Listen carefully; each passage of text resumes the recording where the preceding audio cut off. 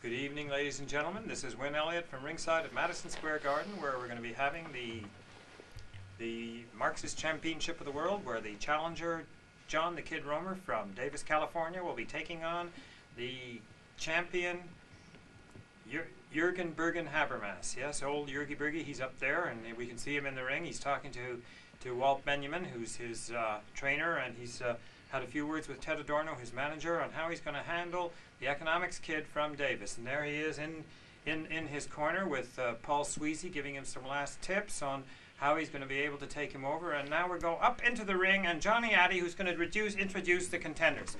Ladies and gentlemen, before we begin the main event of the evening here at Madison Square Garden, we have the good fortune to have in our audience tonight for tonight's match some of the great contenders and champions of the past.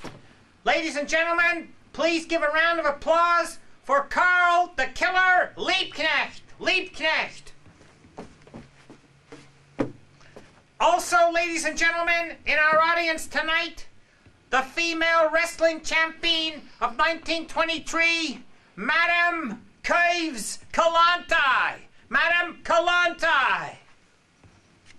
Ladies and gentlemen, this is the main event. 15 rounds, no contest to follow for the championship of world Marxism.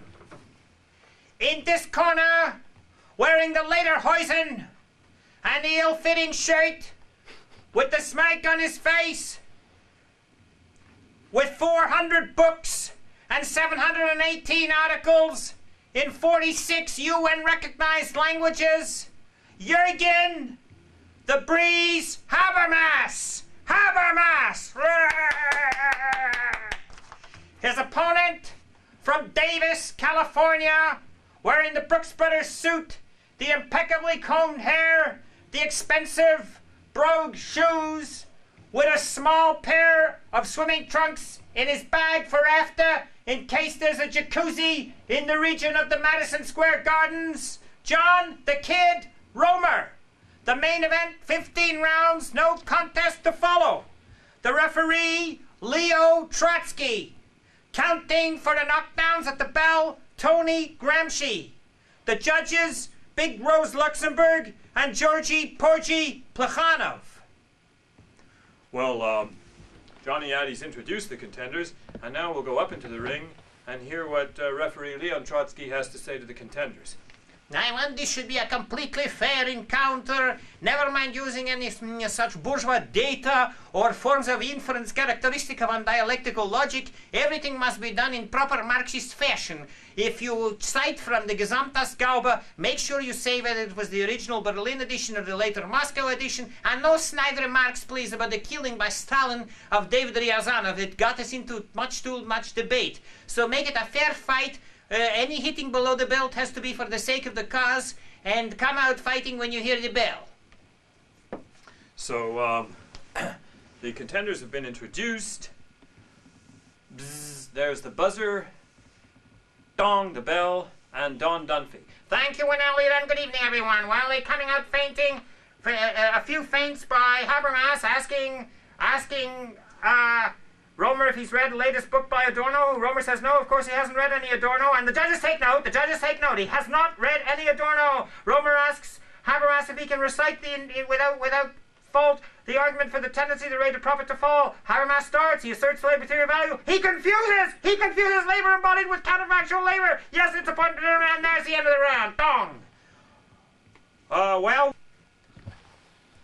when that was quite around. Yes, it was quite around, Don. It was marvelous the way Habermas came right in there. He got to his soft spot. He knew Roemer couldn't have read anything by Adorno. Roemer doesn't read anything in English, a fortiori. He doesn't read anything in German, a fortiori, not in English translated from the... No, that's right. But it was marvelous the way Roemer answered with a demand for a proof of the tendency of the rate of profit to fall. And we thought that Habermas might get some way into it before he faltered, but he faltered right at the beginning, confusing labor embodied with counterfactual labor. He couldn't even get the fundamentals of the labor theory of bzz, there's the buzzer, and we'll be going to the next round in a moment. He couldn't even get the fundamentals of dong, and it's in round two. Habermas comes to Habermas is doing a dialectical turn. Yes, he's starting the round in a dramatic fashion with a dialectical turn. He is arguing, yes, he's arguing that the more rich the working class gets, the more They get sucked into the system, therefore the worse the system is, therefore the likely they are to rebel against it. He says that on dialectical grounds, the less miserable the working class is, the more they're likely to overthrow the system,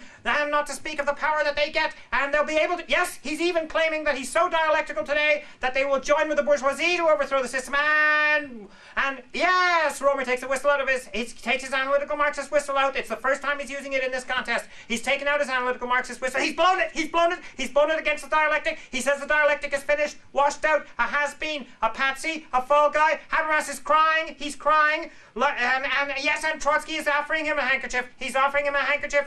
And Roemer is relentless. He's got him on the ropes now. He says not only is the dialectic gone, the labour theory of value is gone, even the working class is gone. Habermas can't believe it. He's tearing his hip dong at the bell.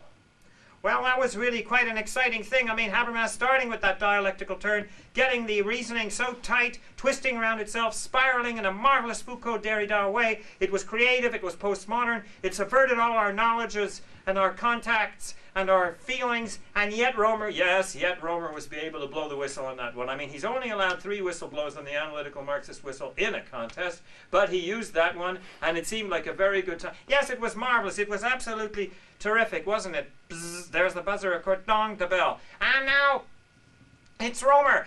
Roemer's coming out of the attack now. Roemer's coming out of the attack. He challenges Habermas what precisely is wrong with Arrow-Debreu general equilibrium theory. What does the labour theory of value do that Arrow-Debreu general equilibrium theory cannot do? Habermas says he's heard of Arrow but not of Debreu. He's heard of Arrow but not of Debreu. He questions whether Debreu contributed. He's not as famous as Arrow. How come Roemer mentions him in the same breath? The matter goes to Trotsky. Trotsky rules in favor of the question sustained by Trotsky. Habermas says he's getting more and more alienated by the questions that Roemer's asking. He's getting too alienated. He can't go on. In fact, yes, he's claiming total alienation, fans. He's claiming total alienation, and yes, Trotsky rules in his favor. So it's a technical knockout in the 3rd round, total alienation and victory for the champion. Roemer goes swimming defeated.